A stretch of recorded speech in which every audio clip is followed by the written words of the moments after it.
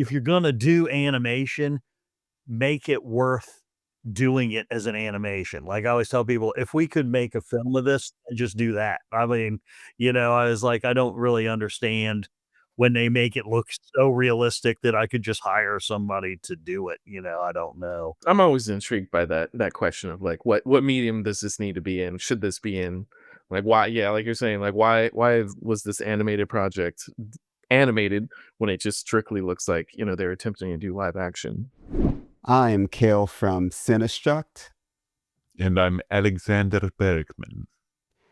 and this is Cinema Revolution. Today we have a very special episode. We're going to dive into the world of animation. We're going to explore animated films, how they get made, and the folks on the ground who are making their way through this very special sector of the film industry. So we have two very special guests that are joining us today. We have Dylan Speeg. Dylan is a Cincinnati-based artist, animator, musician, and stand-up comedian. His Oh, spray paint stenciled illustrations for the City Beat Best of Cincinnati issue received the Best Illustrated Series Award from the Cleveland Press Club. Dylan is currently working on animated inserts for several documentaries that are currently in post-production. Thank you for joining us, Dylan. Hey, no problem. And we also have Josiah Iantorno. Josiah is a Los Angeles-based artist. He has worked on animated shows such as Firebuds and Victor and Valentino as a storyboard artist and as a storyboard revisionist. And Josiah doing a very cool thing right now. Josiah is currently working on a novel. Thanks so much for joining us, Josiah. Thank you for having me, guys.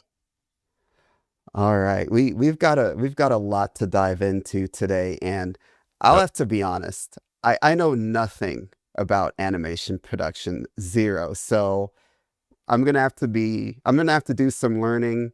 To kick things off, I want to learn from each of your perspectives, based on what you've worked on, what animation production is like, what that whole process is like. And then from there, we'll dive into some different directions. And how about we start off with you, Dylan? Tell us what the animation production process is like. Well, usually I'm doing it by myself, so it's a lot probably different than what Josiah is doing. So usually I try to find people who have a very small budget and think this is what I could do for $2,000. Or if somebody has thing. So a lot of my job is managing expectations because, a lot of times they'll say me like, I like this animation. And first thing I'm going to do, like, they'll send me a sample. And first thing I'm going to do is go look up who worked on it and what the budget was for that. And then have to squash their thing. And then I'll say, here's something I have made. I can make it look like this for the budget that you have. And to me, it's a little bit freeing because then I tell them, I said, if you want to be the art director, it's going to cost 4 times more. If somebody has a script or something, they bring me the script and I can, do the storyboards just from I do comic books and stuff. So I can draw pretty fast. And that's how I work on it. So I'm not really usually part of a bigger team, but I'm used to like Josiah, I do storyboards for like TV commercials. So I'm still used to working in tandem with people. So yeah, I guess with that said, Josiah, why don't you tell us from your perspective what the whole process is like?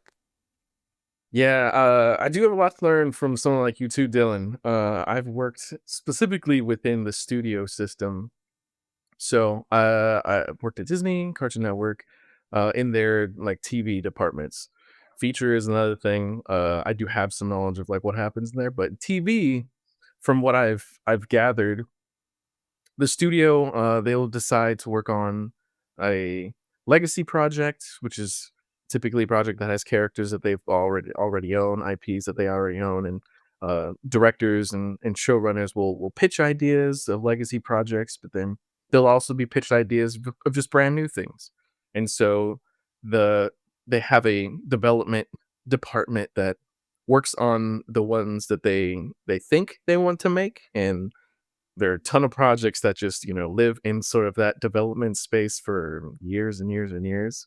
I mean, yeah, you hear a project that have been pitched and kind of like picked up by the studio like a decade ago that they haven't even like fully brought out. But once something, I guess, is achieves enough of the benchmarks and is becoming the type of project that the studio wants, it eventually gets writers attached to it, directors attached to it. Sometimes those people are attached from the beginning. Sometimes, if you have a first time showrunner pitching idea, they'll have like a more experienced person that's paired with them, and they may stay as a showrunner. So, yeah, I say showrunner. That's maybe in terms of a film, like typically what the director is. And I know directing styles change like from one film to another, so it's just like a million different possibilities of what it could be. But oftentimes the showrunner for TV is typically a writer, has a lot of writing experience, has writing credits, and they're really shepherding that part to make sure that the writing and execution of 24 episodes, 12 episodes, how many they wind up ordering, is actually achievable. And every production still is different, but yeah, bare bones of it is studio decides what kind of project they want, what do they want to take a chance on, and starts putting all the pieces together, and something that was picked up hopefully is like actually in production like 5 years or so after it's like fully decided on. It's a crazy Whoa. long process. Yeah. So this is for an animated television show. Animated television show. And in movies, it varies even more dramatically. I'm sure you guys heard that like Frozen was in development for like at least a decade or so before the film actually even came out. I think it was in like early, like 2000, 2001. I heard that it was in development, Well, and Elsa at that point was like the evil queen, but then it went through just a number of various different versions till it finally launched in, what was that, like 2011, 2012 or something like that. Yeah, things get shelved and canned, things get brought back. Like, yeah, that there seems to be a lot more variance in movies, but sequels kind of get a little bit of a fast track if they're right. successful. Yeah. Yeah, it's funny because I come from being from commercials, it's different because I'm at the whims of just ad executives, but Mhm, to me, mhm. they're almost my best friends because I don't work for an agency. I mean, I'm just brought in as freelance. I want as much hours as I can, so they'll be like, "Can you draw the family Hispanic?" Actually, let's make it easy. And they're like, "Sorry, we had to call you back in." I was like, "I hope we never make it and we just do this forever." Like, Right. I'm Yeah, on yeah, yeah. overtime as a freelancer, like, it's so crazy. And there was one company, I won't say their name, but, they make snack cakes, and they had a 9-person panel who everybody had equal voting, who would vote on this 15-second web ad for their snack cake, and I was like, "We" the amount of changes, I was like, "We could have made Avatar," I feel like, in the amount of time it took to make a 15-second, but I loved it because it was like high stakes Pictionary for me. I was like, "I don't what do I care?" It's like I think that's one of the big differences between live action production and animation production is the amount of planning. So obviously we know for live action, there's, obviously you do storyboards as well. There's a lot of pre-planning, the whole casting process, the whole pre-production process. But with animation, because you have to literally every single detail has to be tapered out and has to be locked in and it has to be, I mean, certain to a degree. It's such a different process. I wonder, um, and I'm not sure the best way to pose this question, but we'll figure it out on the fly. Um, in terms of managing those differences? I guess working with directors that you may have, how do they deal with that? Just needing to have that specificity when it comes to animation production. Uh, I would say, especially how I work. A lot of times, I'll make when they send me the script, I take like basic like a storyboard and I just run it to the timeline. Like they'll sometimes I'll like say I'll make a little like almost like a slideshow of the storyboard so we see how long it would take to play out. That's how I would do it initially with the director, so and then I would read the script. Like, so if there's a script, I'd say he's going to do this, and then I read it. That's how I do it. But I'm sure Josiah does it in a different play, probably. I do have some responsibility to make sure things happen, but there are other people in the production that are looking out for things to match up. Like for instance, so I mean, you have the story written. People try and go through the script, and identify like all the different assets and stuff that are going to show up, and then storyboard winds up happening, and the director has an idea of like what they want to happen. Some directors, they'll completely control and just tell their storyboard artists like, this is what I want to happen scene to scene. These are the characters I want in it, and environment and type of shot and stuff like that. Other directors will be way more loose with it, and they'll launch their artists and let them just kind of uh go with it based on what the script says, location, and ad acting.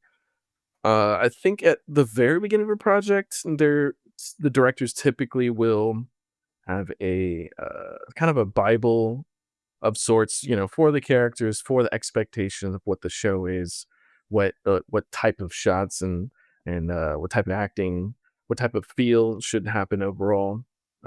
But yeah, things are just constantly checked. Yeah, even after the storyboards, and the main artist moves over, the director then has those boards put together into an animatic by an editor. Even after the animatic's done, and it gets, typically in TV, the animation's outsourced. You'll have like before, at the end of the animatic, a checker checking and make sure everything matches up scene to scene. Characters holding an item in one scene, they're holding an item in another scene, and so on and so forth. But then that keeps happening even in the various stages of animation that come back up to the very end, where there's sometimes even a separate director is working on the animation and checking for anything and everything to match up at that stage as well. So yeah, it's just constant, all the time. Yeah, it's crazy. Yeah, how much every last detail is thought about, like you're pointing out, and worried about, and taken in consideration. It's easier for me, like when I'm doing the storyboards, because I'm also animating it. I'm already thinking, what can I do to save time? But I think and Josiah could probably say the same thing, that because I'm a storyboard artist, I think about things like what can I do to get the maximum effect for the least amount of work, So Smart. That's the way you got to do it. Yeah. and but it tells the same story. So I don't, I think I could watch like I watched Napoleon Dynamite 19 times. I could not watch a single Venom movie again. And it's, and I Oh like man. both the movies, but one tells a story. Like my wife and I saw that the Wolverine Deadpool movie. Oh yeah. It Mhm. was Uh-huh. spectacle, but I we walked out of there and I turned to my wife. She's like, I thought it was funny. I was like, here's what I want to know. What was the goal of the antagonist Mm, in this movie? And mm, she could not mhm. tell me. She was like, "He had some sort of universe that we." Yeah. I was like, "No one knows. I don't know what the story was." Yeah, yeah. Story is the king. That's what it is, really. Story is definitely king, and Alex, you know all about that because you're a writer yourself, and uh, but I know you've also dabbled. I don't know if you know this, but we saw a little bit of your animated It was kind of like a shootout animation thing that I think you did a couple years ago, or some stop motion or something like that. So I know you may have dabbled a little bit, so I want to hear from your perspective what the your experience was like with all that. That I did. Yeah. You're talking about the stick figure one? Yeah. Yeah. So I made a it wasn't quite animated. It was kind of cheating. I had people wearing white gaff tape on black suits, and we just shot it super high contrast and had them doing like stick figure movements and stuff. So it was kind of animation, and I layered it in with other gaff tape illustrations. And yeah, there was some animation. I would make one gaff tape frame and then another, and then stop motion them together.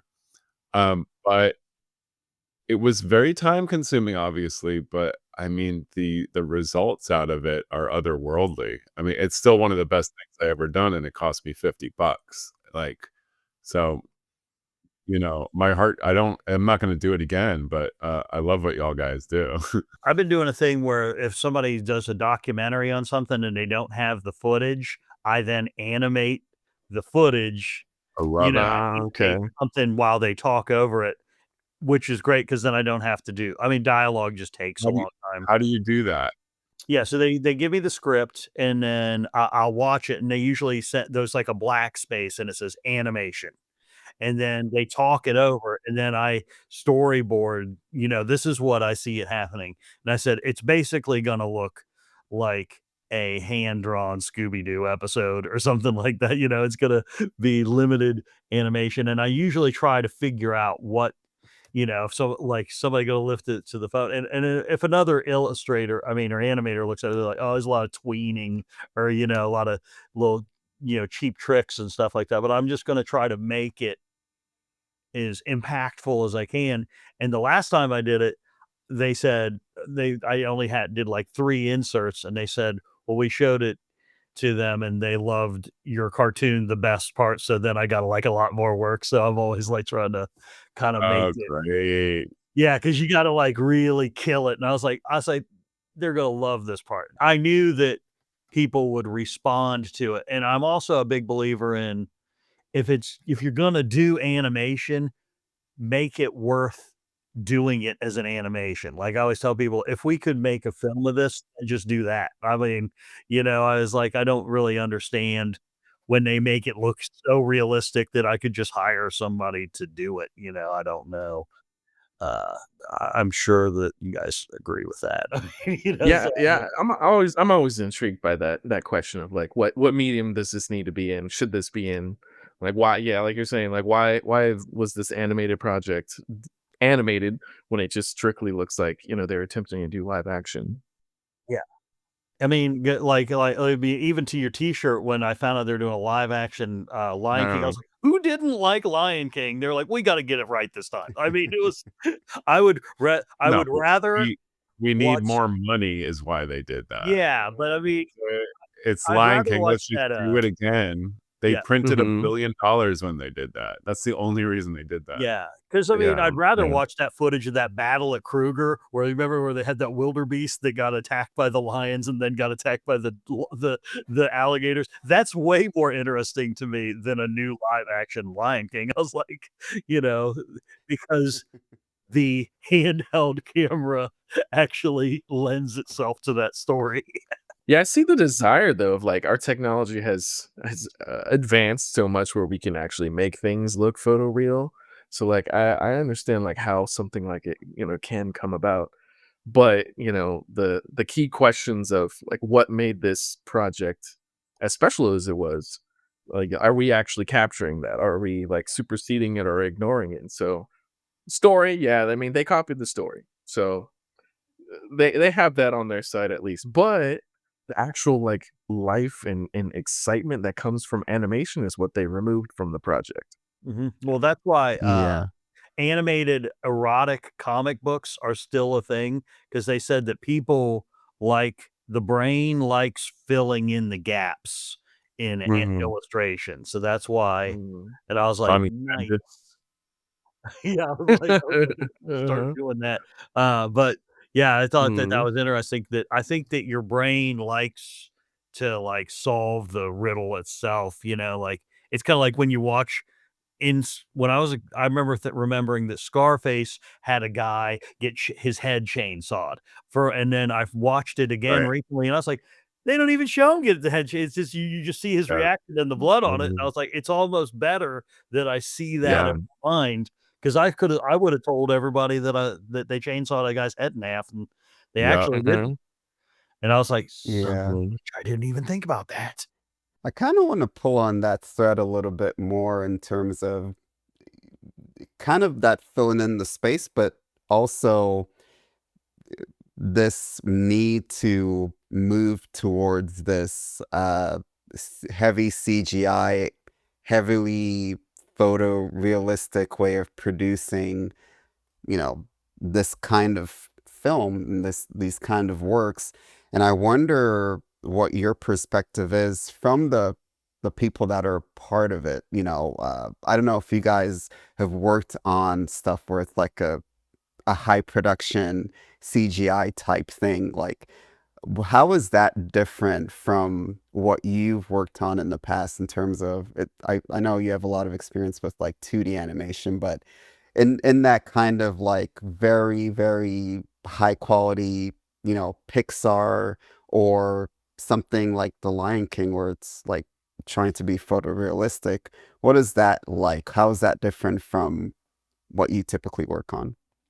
I think animators and people that I've worked with in the field, uh, a lot of people there are some people that are intrigued with the fringes of technology and pushing something to its ultimate limit and yeah, trying to achieve photorealism. But I think most of the time people are less interested in that and more want to just capture uh, better like what animation is has been doing successfully and does do successfully, and that's like portray fun and exciting characters that are layered and interesting, and performances that can inspire audiences and just bring us into the worlds. So I think there's truth to like, okay, if to achieve more immersion, you have more power to actually generate better textured and better, environments.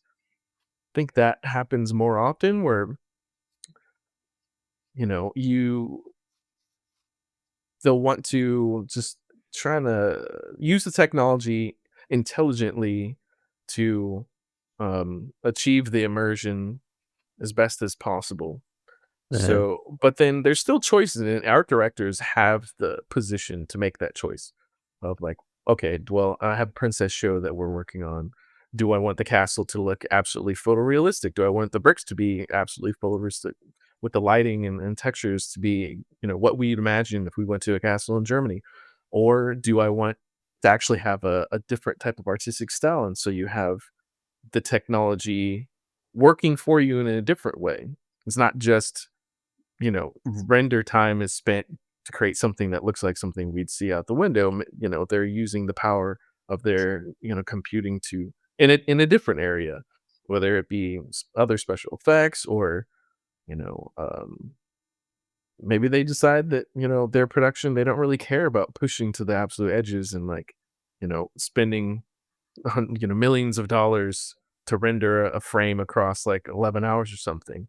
Some studios are maybe not being led as well as they could be, or but at the same time, something like Lion King, I've learned in the 90s and thousands, like those productions were nowhere near smooth. Like they went through so many various different changes, so many various different iterations that it's almost a miracle that they turned out as amazing as they did.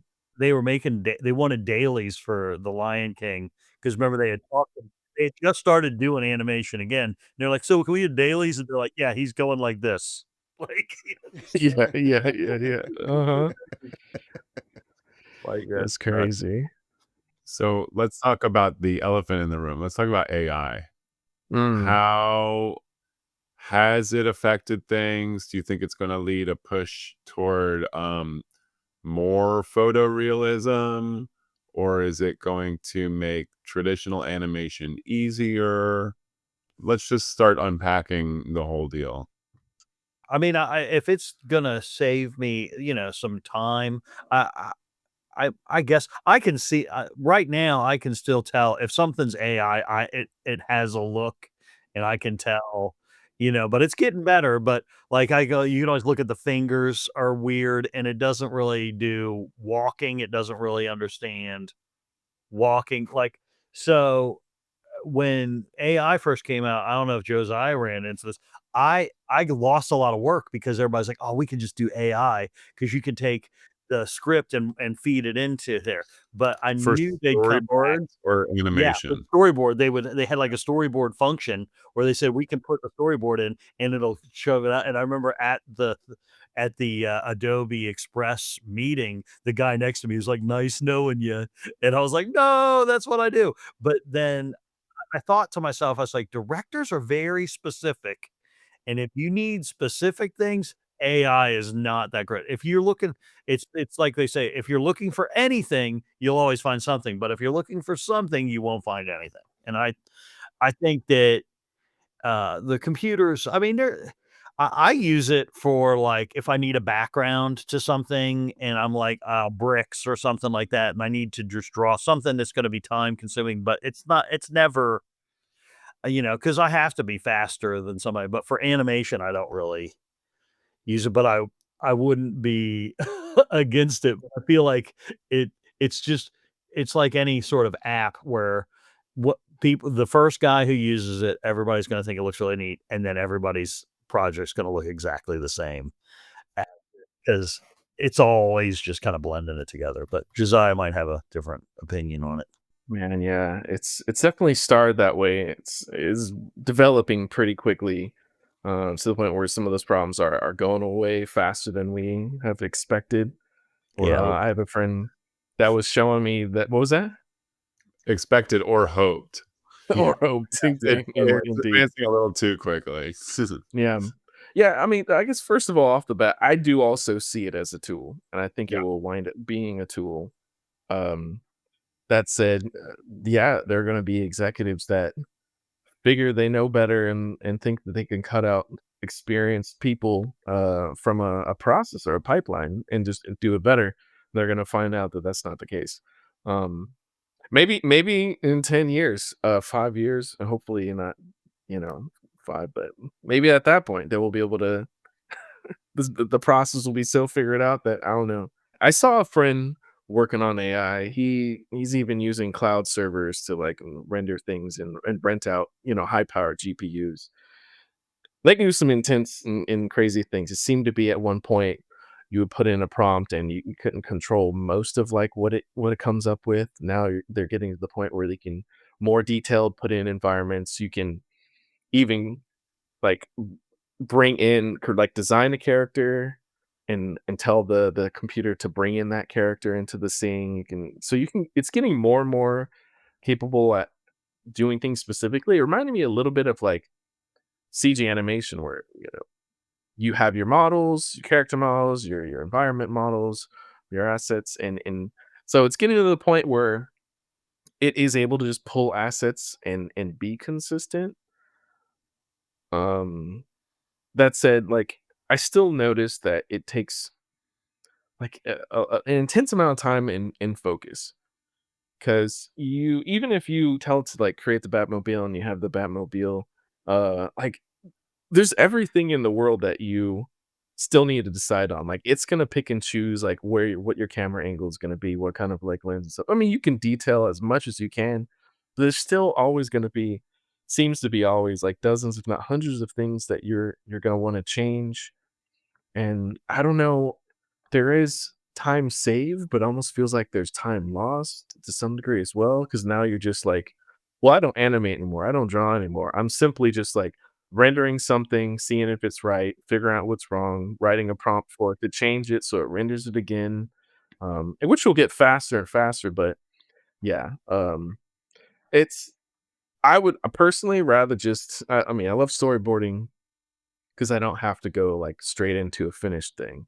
I get to, like, rough something out really quickly, really fast, and I think the way, one can do it, you can get, your your perspective, your camera height, your acting. You can get all these things out really quickly and choose whether you want to keep it or not, and just throw it out if you don't want to keep it and do it different. And me not liking it isn't gonna stop it, so, as soon as I saw it, I had to be like, "How can I John Henry this and beat the machine?" And, uh, I still think that, there's something to be said for, I always tell I would when I was teaching, I would tell my students, I was like, "Nobody really, other than us, cares how it was made." So, if I'm like, "Well, they didn't take the time," nobody cares. They don't they just like to look at it and move through, and that, I think that still simplicity and, like, your vision coming out is still more important to me, it's more important because I watch big CGI things all the time, and I'm like, I don't know, I kinda like Godzilla better when it was a guy in a suit, like, uh, I mean, that's also my age, but I mean, I don't know, what I was watching Skull Island and it looked real, but for some reason, I just didn't care about it. I wanted to dive a little bit more into, so of course, and we've kind of touched on it a little bit both with the AI conversation, and earlier in the conversation we touched on a different aspect, but I know that the animation, I would say, work for the folks doing animation, it doesn't look like it's getting easier. It looks like it's getting harder, both because of the pressures from things like AI, but also there's a lot of outsourcing going on. I can think of, like, you know, TV production for, like, animated children's cartoons. Like Bluey is like one of the biggest animated TV shows for kids, and that's based in Australia. We know that when it comes to even feature length animated productions, a lot of that work isn't necessarily in the United States, and you guys are the ones working on the ground. So I want to hear like what your thoughts are on that front. Just as an aside, I sat in on a call with a local representative here in Los Angeles, and there was somebody from the Animation Guild here that was on the call talking about a lot of the struggles that the folks on the ground are dealing with right now because of all these different pressures. And it looks in some ways a little bit bleak. So I want to hear from you, kind of looking at the next 5 to 10 years with all these different pressures, how you're looking at it. And also, if you have advice, I know you guys are going through it right now, but if you have advice, what would you share to, the animators, that are going through school, that are getting out of school, that are looking to jump into it, march to the beat of their own drum? How are you guys doing it right now? Well, I'll tell you from teaching, I taught last semester, animation at a school, and I was like, I am 0 afraid of those kids, so I did not I could still kinda work circles around them, uh, and then any ones that I thought there were a couple where I was like, "Oh, this kid's got it," but I would just try to somehow get them under my thumb and, like, somehow you'll use my powers of persuasion to harness their abilities. I think that you definitely have to do your own thing, if you wanna get ahead because they are almost all the stuff is going on in, I think they send a lot of it to Korea, and, they try to India. yeah, I mean, but, they gotta do it too, I get it. So, I mean, I think that less and less where you are is less of a, advantage. Like, you used to have to always be in California and New York to do stuff, but now Yeah. I can live in the Midwest where it's cheaper to live. Because I had an agent who was like, "You should move to LA," and I was like, "I'm rich here." Like, I would not I was like, "There's no way." I was like, I can't it'd be a lot for me to move. I just think, like, I've been picking up the crumbs of people, and they say, "I only have $2,000," and people say, "Oh, I can't do it." I was like, "Oh, we can hold on, we can do it. It's just this is how we're gonna have to do it." So it's a lot of problem solving. I mean, is it gonna look like Avatar? No. but it's gonna look like something, it's better than, nothing. I guess that sounds terrible. It's better than nothing. No, that's what I'll say on my business card. It's better than nothing. For sure. So Danlin was talking about last year the writers, shutting things down, and then we had our editors had their negotiations, actors, and then more recently the Animation Guild, and we reached a negotiation in December, and yeah, still things haven't picked up nearly to the degree that they were like 4 or 5 years ago, even. Um, yeah, so it is definitely nerve-wracking. I don't know, yeah, that it will ever get back to that point that it was, like 10 years ago, 15 years ago, where there was just a ton of work.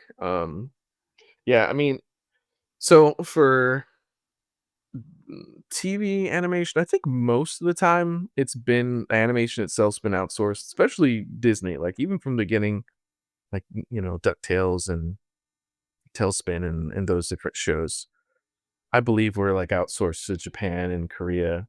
Um, so some of that was already normalized, but it was typically just the animation, and then in-house in America and in LA, you'd have the writing and the storyboards and the production team and editors and everything. Think within like the agreements, technically if a show has already started like that over here, then they can't just like outsource everything, but then they do have the ability to make something completely outsourced from the beginning, like with Bluey. I don't know Bluey's like full story, if it was from its outset like a Disney project, or if it was being made like and Disney acquired it or something. I think they Um, acquired it, if I remember correctly.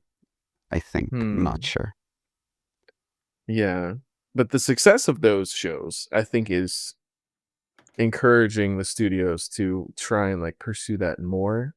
And the quality of storytelling, I think the studios have noticed has increased.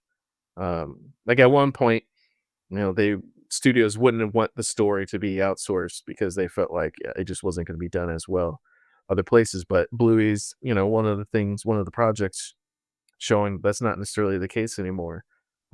So yeah, we're in a moment where it feels like the studios could just start up a bunch of projects, but yeah, it's complicated because they're also struggling in like the streaming side of stuff, which is having an effect on the animation industry as well. So like eh, they haven't figured out exactly their game plan in a number of areas. Sadly enough, it seems to be like animation is like not like, I'm not gonna say exactly first on the chopping block, but it seems to be it's like one of the earlier things on the chopping block. They're prioritizing Star Wars movies, Marvel movies, and live action stuff. And I don't know if the numbers for them show that that stuff just makes more money. I don't think it's as intelligent for them to spend $200 million developing Snow White or something like that, and for it to just make no money. Like, yeah, it doesn't make any sense. Like what Dylan's saying, like if you have somebody that's able to create a product for an amazing price, like I think it makes way more sense to go with like that person, to make a production, make 50 animated, productions that could wind up, if just one or two of them are successful, it could probably wind up being more lucrative for them than, a giant Marvel flop or something. But they've decided to do what they've done, and they're kind of like running into these problems.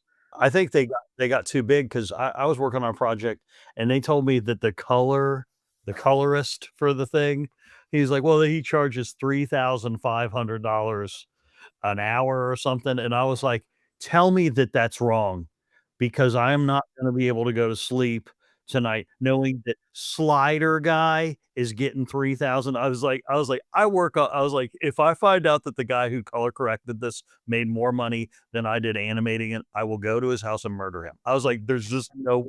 There's no way. So I used to do work for an in-house like a company here, and they would always hold this guy from California up who was the storyboard guy. And if they would always say, "Oh, he's the greatest. You should see his work." And one day they made the mistake of letting me see what he was sending in. Like I got to see what because they would all and I could see what he's doing. He's just blurring out the background. He's just doing aspect ratio stuff. And so what I did was I made sure when I turn my stuff in, it looks exactly like at the same fidelity as his did. I would work on it at a loss until I finally cut him out and then I got all the stuff. So Ooh, cutthroat. it is kind of cutthroat in that respect, but also I just you have to do it.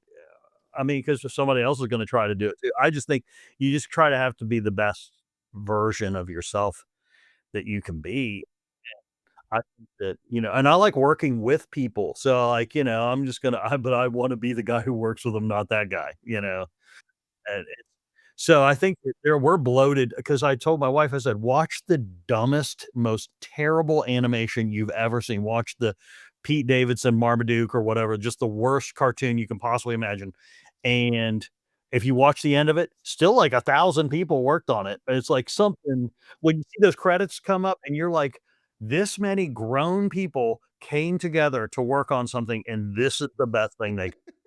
That is mind blowing. And so I think I one time, John Waters came to town, and I was, like, the guy who was, like, we were having him with the newspaper I worked at, and I was the guy who just took him around and was just his assistant for the day, and I asked him, I said, "What would you do if you got the money to make a big budget Hollywood movie?" He said, "I would make 20 really cheap movies, because like you were saying, because then only one of those has to do well, and then it'll pay for all the rest of the movies. There's too Yeah. much having it putting it all on grandpapa's mustache, or whatever, like, it's Totally, totally.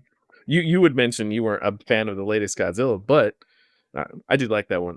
It did. I think it was made for what was it like maybe $20 million or something, Yeah, it and was, it made a dirt ridiculous amount cheap. of money, Yeah. yeah, and so it Yeah. won the visual what do I effects Oscar. You know, like, yeah, yeah, I mean, yeah, I mean, sometimes I get it all wrong, like, where I'm like, "Nobody will like this," like, but no, I'm not saying you're wrong. I'm just yeah, saying yeah. pointing out that like yeah, like someone was able to make a movie for like significantly less than like the big budget movies that flop. Like it's much smarter to do it that way. I mean, it's part of the reason why horror movies are so successful, right? Yeah. Like they're made so cheap.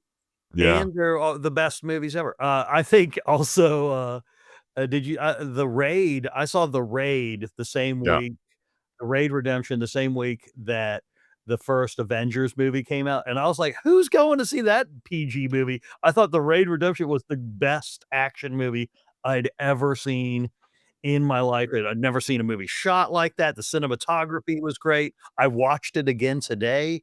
It's so good. I mean, that is like waiting to exhale for men, it's just so just gripping. It does no there's no subplot, it's great. But, I think that it's just how you It make knows what it's trying to do, and it does it it really made it for well. $1,000,000. It made that movie for $1,000,000. That's so crazy to you It know? seems like it just always comes back around to story, and whether it's animation, live action, Or you if you care. have like yeah, anything. Like if you have a strong story, if you have that foundation, that's really what it comes down to at the end of the day. If Like, I tell somebody I'm gonna make you a movie for $3,000 or whatever, I can still do it with impact, but I think that my job as a storyboard artist, so then I know things like whip pans, or I'll try to do I can fake a rack pan or different cinematic things. So from working with directors, it's made me think about things a lot more than I probably would have beforehand. So I learn a lot from every single person I meet. I try to learn something from them. So yeah, that's how I feel.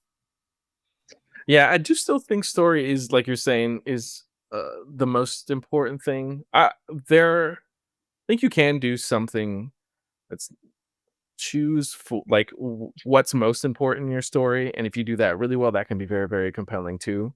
like, Yeah. and Oh, story totally. could be secondary to it. Like, you want to create just a beautiful film about, I don't know, vegetation or nature or something like that.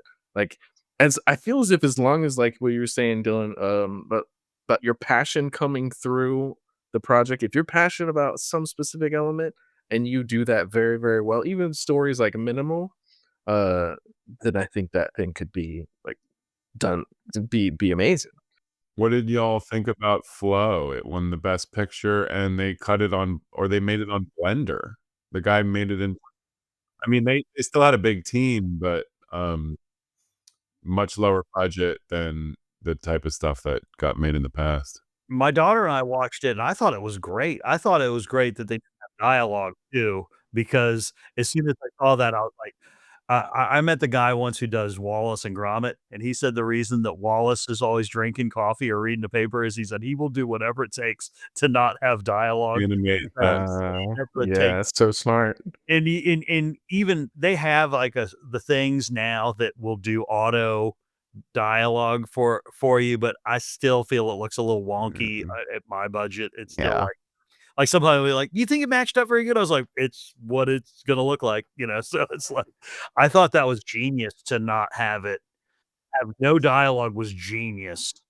And, like Yeah, and I could tell it was rendered at a lower rate, like, I right. could tell, like but the story was so good, it didn't bother me that it did look a little bit like an N64 game, intro or something, but I mean, it was who cares? I mean, nobody who was watching it with me was like, "What frame rate is this?" Nobody, they didn't care. So Yeah, about 2 minutes into the film, you're so engrossed by it that you go with the style.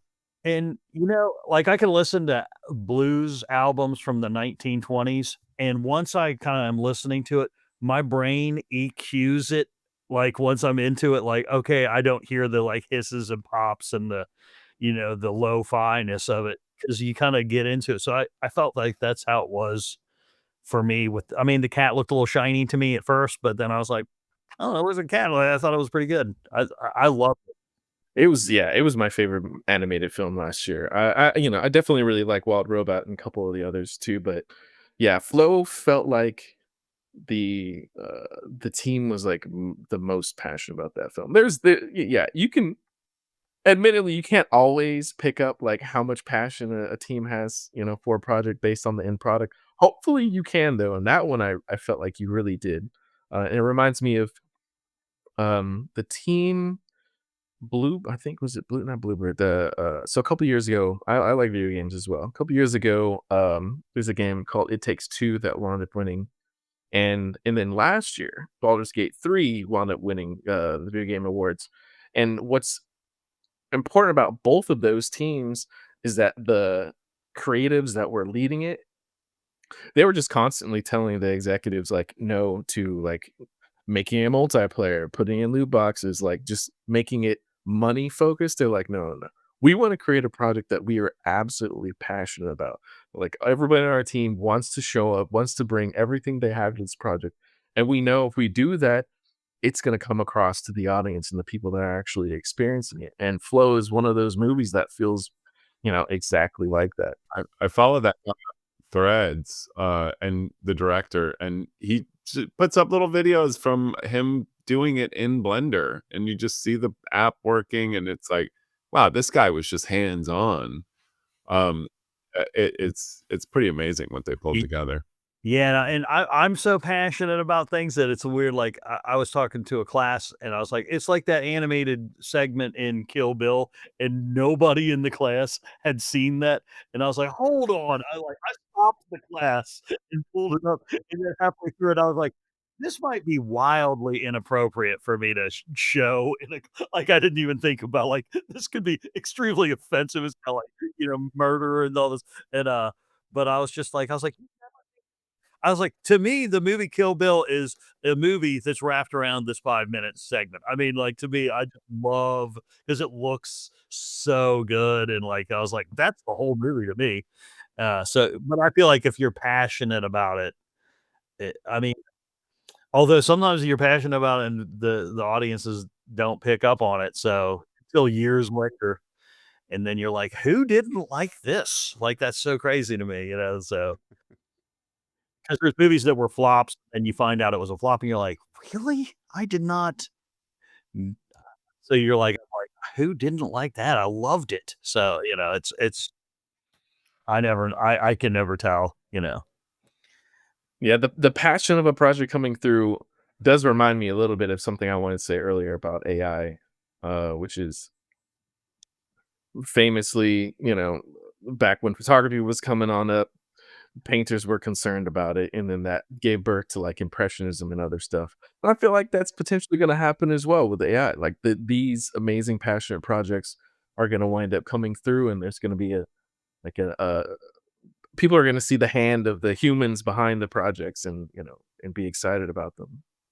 Yeah, it's almost like when they would have auto tune, and it to me it bothered me that when it first came out, but I was like, I get that the kids I get that this is our thing, and it's but I think after a while you still want to hear a human voice, a little bit. Talking about the kids these days and this generation, they're all about authenticity, right? Being yourself, being real, being honest. I mean, that's what they say they prize the most. So I think we're going to be trying to feed them AI, or the big corporate entities that make content these days are going to try to feed them AI, and just not going to. They're not going to watch it. They're not going to give it their dollars. At least my kid is, at least savvy enough that she's because she sees me working on it, so she's very aware of stuff.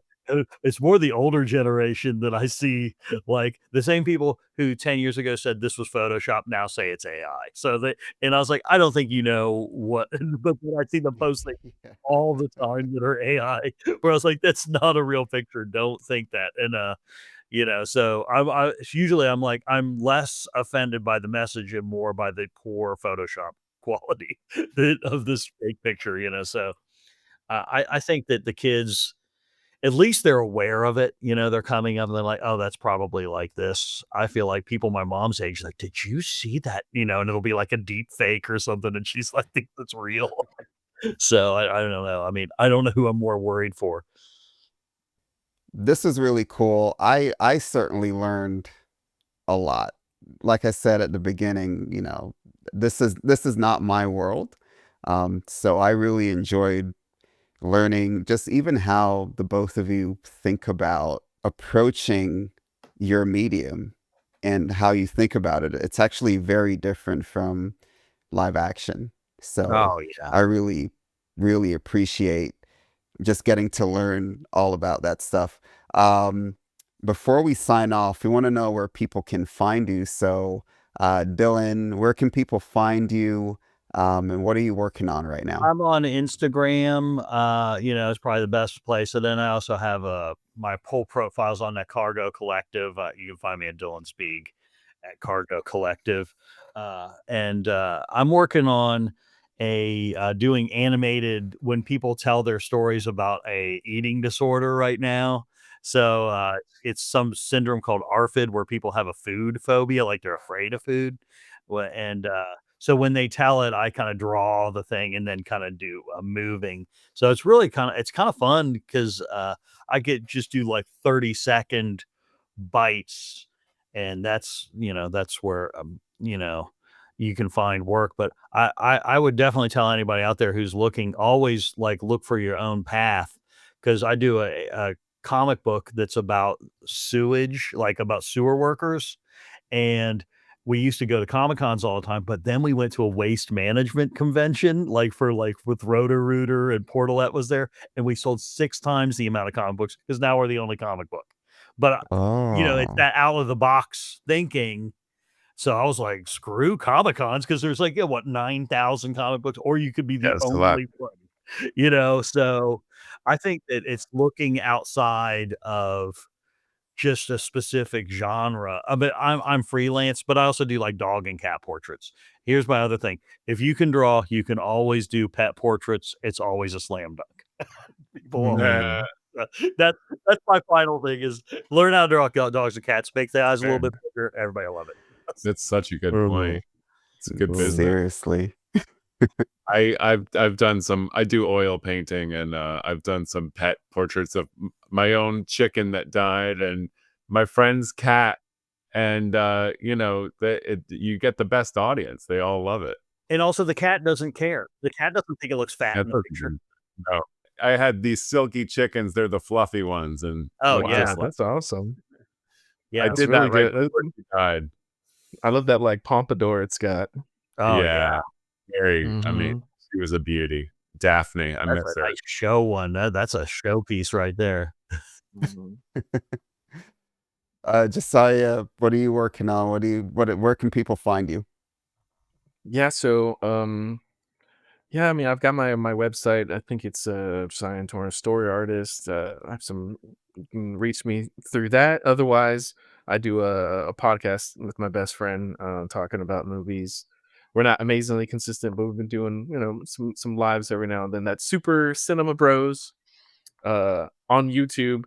But as of right now, you do have to click the filter and go to channels to find it. YouTube is not nice, and just pulling this up right away.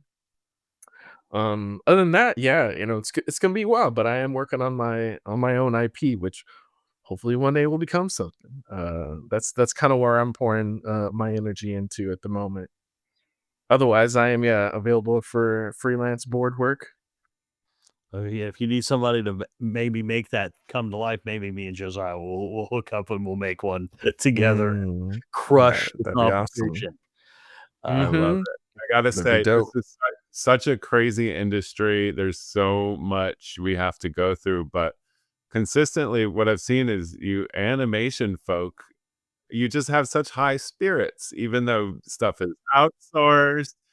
It's like there's a childlike wonder that is embedded in your job that does not go away, and it's really 'Cause it's fun. beautiful and heartening and inspiring to see. So I'm so happy we were able to have you on today. Well, thank you very Yeah, much. thanks for Anytime. having us. Yeah.